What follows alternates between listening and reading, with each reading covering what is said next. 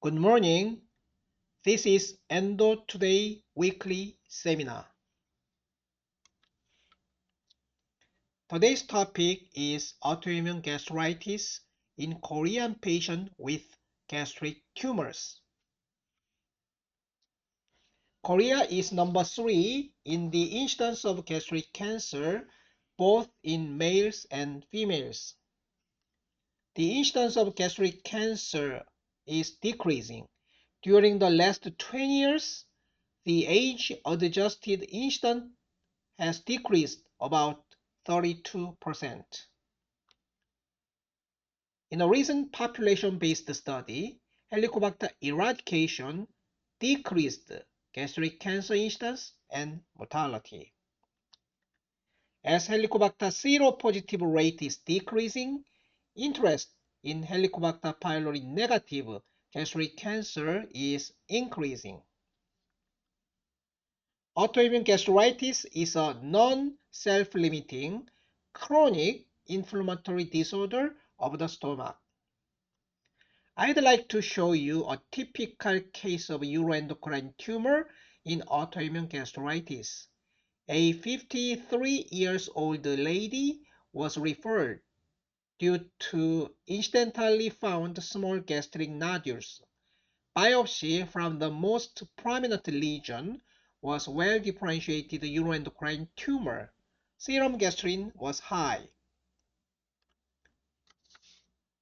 The oxyntic mucosa was atrophic with multiple tiny scattered nodules, especially in the lesser curvature and posterior wall of the high body. The mucosa of the low body was pale and some mucosal vessel was clearly seen. In contrast, the antral mucosa was relatively saved.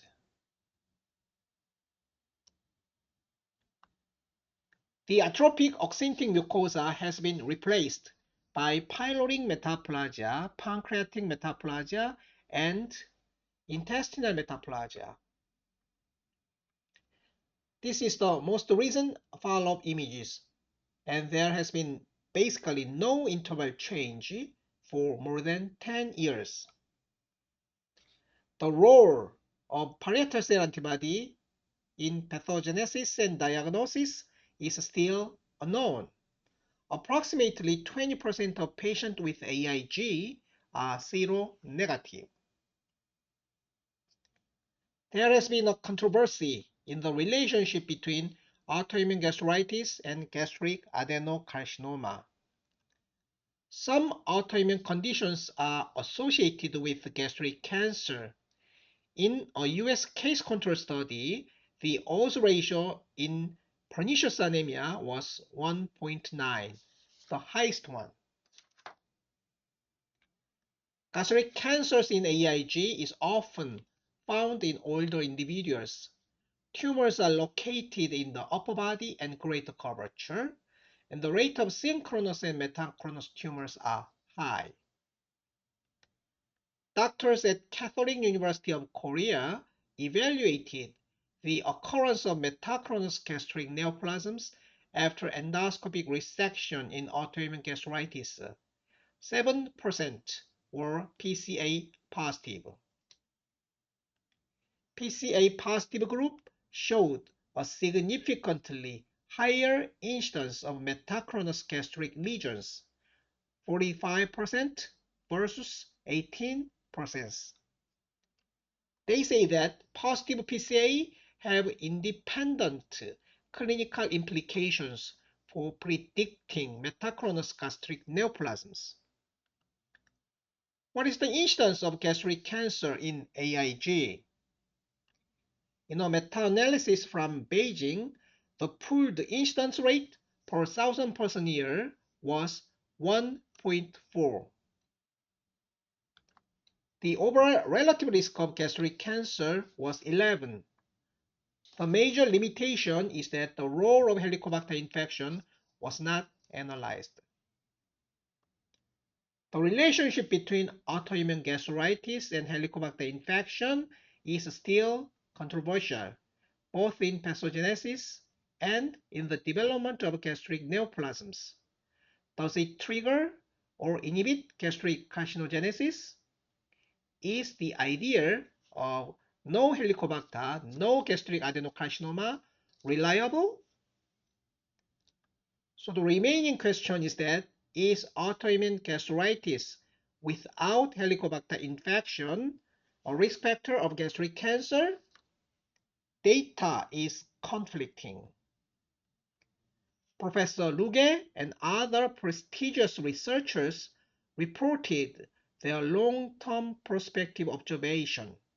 In this study, they vigorously excluded Helicobacter infection by serology, histology, and PCR.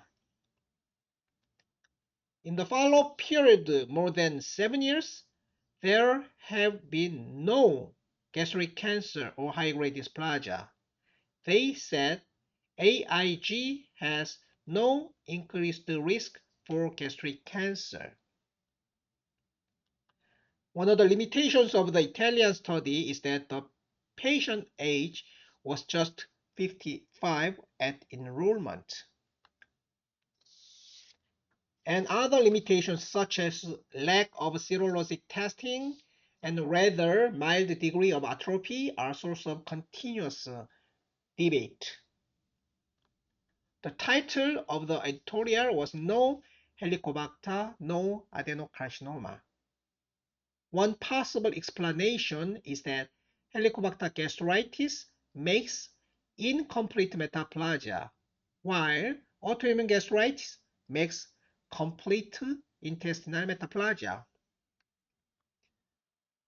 Another prospective study from Italy. There was no case of adenocarcinoma in the median follow-up of 15 months. In this study, active Helicobacter infection was excluded. So, this study supports no Helicobacter, no adenocarcinoma theory. However, it is too early to make firm conclusion. This is a recent histologic and transcriptional analysis in Helicobacter and AIG mouse models. By histology, metaplasia was very similar between Helicobacter and AIG models. In a prospective single-center cohort study in Rome, annual incidence rate for gastric cancer or high-grade dysplasia was 0.5%. The risk factor was old age, intestinal metaplasia without pre-pyloric metaplasia, and pernicious anemia. Based on the data in the publication, I grouped the cases according to the Helicobacter status. Gastric cancer developed only in Helicobacter negative group, which is an unexpected finding. This is a beautiful study by Dr. Lenti, the previous speaker. Thank you. It was a retrospective longitudinal multi-center study, and authors said the risk of gastric cancer was low. There should be some overlap with Dr. Dilagi's data, but once again, I grouped the case based on Dr. Lenti's article. Gastric cancer developed slightly more common in Helicobacter negative group. I'm waiting for follow-up data from Italian cohort with great interest. And there are many other suggested mechanisms of gastric carcinogenesis in AIG. From now on, I'd like to talk about AIG in Korea. Professor Seonyoung Lee from Konkuk University reported the first case series in 2021.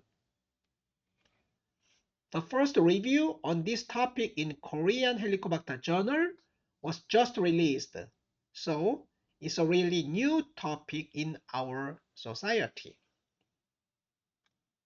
Our team at Samsung Medical Center evaluated the incidence of autoimmune gastritis in Korean patients with gastric cancers. Parietal cell antibody was tested in 612 consecutive patients with gastric cancer. Among them, 5.5% tested positive for anti-parietal cell antibody. Helicobacter serology positive rate was not different between PCA negative and positive groups. 7, 8 versus 7, 5. In PCA positive group, pepsinogen 1 level was lower and serum gastrin was higher. In this study, diagnosis of AIG was made when both criteria were met, either the endoscopic and or histologic findings comparable with AIG and positive PCA. 8 cases were classified as AIG group. We understand mild cases of AIG may have been missed due to study design. Anyway, 5 out of 8 were female. Helicobacter serology positive rate was not different between two groups. Pepsinogen 1 and 1:2 ratio was significantly lower in AIG group. In tumor factors such as location, histologic subtype, T and N staging were not different between two groups. In 6 out of 8 gastric cancers with AIG, Helicobacter serology was positive. In the remaining 2 cases, both Helicobacter serology and histology were negative. This is a case of PCA positive and Helicobacter negative. Biopsy were poorly cohesive carcinoma. The enteral mucosa was relatively normal. Corpus mucosa were severely atrophic except for the cancerous regions where the gastric wall was thickened and the surface was mosaic pattern, suggesting Bowman type 4. Pepsinogen 1 was 5.3, 1:2 ratio was 0.3. Localized wall thickening was prominent at the high body greater curvature. The surrounding mucosa was very atrophic. It was a T4A-N1 cancer. I am not a pathologist, but this is a cancerous lesion. Body mucosa was atrophic, and chromogranin staining showed linear hypoplasia. Enteral mucosa was normal. Another case with PCA positive, Helicobacter negative. In the high body anterior wall, ill-defined, pale, slightly elevated EGC lesion was found. Background body mucosa was atrophic. Pepsinogen profile was quite typical. Both PCA and Helicobacter positive case. Ill-defined, slightly pale mucosal irregularity was found in the lesser curvature of the proximal antrum. The histology was tubular adenocarcinoma, moderate differentiated. Pepsinogen 1:2 ratio was 1.3. ESD was done, and the final pathology was 8 mm sized mucosal cancer. In pathology, background mucosa of the gastric body showed full thickness inflammation with degeneration of oxyntic glands with linear enterochromatin cell hypoplasia. Our pathology conclusion was concurrent florid stage autoimmune gastritis and Helicobacter gastritis. Another PCA positive Helicobacter positive case. In an elderly gentleman, 2 gastric lesions were found, bigger one in the mid-body, smaller one in the antrum. Pepsinogen 1:2 ratio was 0.9. Endoscopy resection was done. The bigger one was 24 millimeter sized, moderately differentiated serrated adenocarcinoma in lamina propria, and the smaller one was 4 millimeter sized tubular adenocarcinoma in lamina propria. In low power, it looks like papillary lesion. In high power, it was serrated adenocarcinoma. Another small cancer. In pathology, background mucosa of the gastric body showed full thickness inflammation with intestinal metaplasia with linear enterochroma pin cell hyperplasia. Our pathologic conclusion was concurrent florid stage autoimmune gastritis and Helicobacter gastritis.